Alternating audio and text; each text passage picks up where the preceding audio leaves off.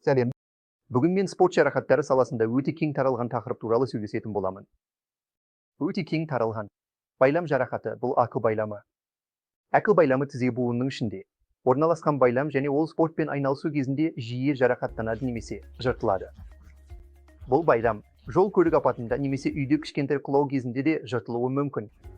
Сонымен, құлау немесе спорт жарақатынан кейін қандай жалпы белгілерді байқайсыз? Әдетте, сізде ісіну мәселесі болады. Бірінші белгі тізе буынында ісіну болады. Екінші белгі жүргенде тұрақсыздық мәселелері болады. Бұл жүргенде тізеңіз дірілдейтіндей сезінесіз. Бұл тұрақсыздық мәселесі деп аталады.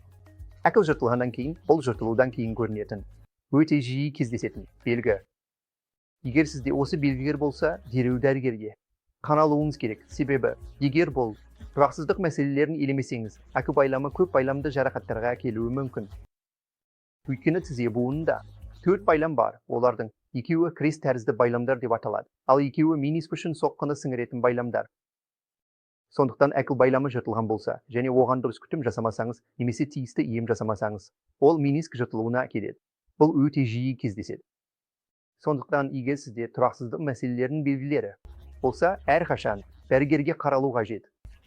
Диагнозды растау үшін дереу МРТ сканерлеуін жасау керек. Егер сізде ақыл жыртылуы болса, ақыл жыртылуында жартылай жыртылу немесе толық жыртылу болуы мүмкін. Егер сізде жартылай жыртылу болса, онда емдеудің бірінші жолы дұрыс реабилитация болады. Сізге квадрицепс пен хамстринг бұлшықеттерін күшейтуге арналған күш және кондициялы бағдарламасын орындау қажет. Егер бұл жартылай жыртылу болса, оны кем дегенде 2-3 ай бойы жасау керек. Бірақ егер сізде толық жыртылу және тұрақсыздық белгілері болса, мысалы жүріп бара жатқанда тізе дірілдесе, мұндай симптом артроскопиялық кілттік тесік хирургиясын қажет етеді. Соңғы жетістік бұл лигаментті қайта ауруды кілттік тесік хирургиясымен орындау. Тізеңізге 2 кілттік тесік салып, санның ішкі жағынан трансплантат алу бұл хамстринг трансплантаты деп аталады. Біз ақыл лигаментін түймемен бұранда ақылы тізе сүйегінде қайта ұрамыз. Осы қайта ұрудан кейінгі ең маңызды бөлік бұл реабилитация бөлігі. Себебі хирургия өте аз рөл атқарады, ал операциядан кейінгі реабилитация әлдеқайда үлкен рөл атқарады. Мұндағы реабилитация 3 түрлі кезеңге бөлінеді.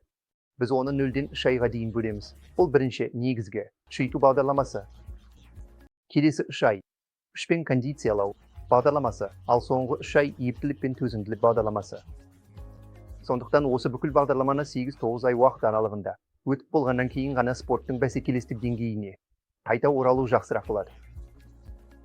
Бұл сізге дұрыс жаттығуға кіруге және болашақта басқа спорттық жарақаттардың алдын алуға көмектеседі. Рахмет.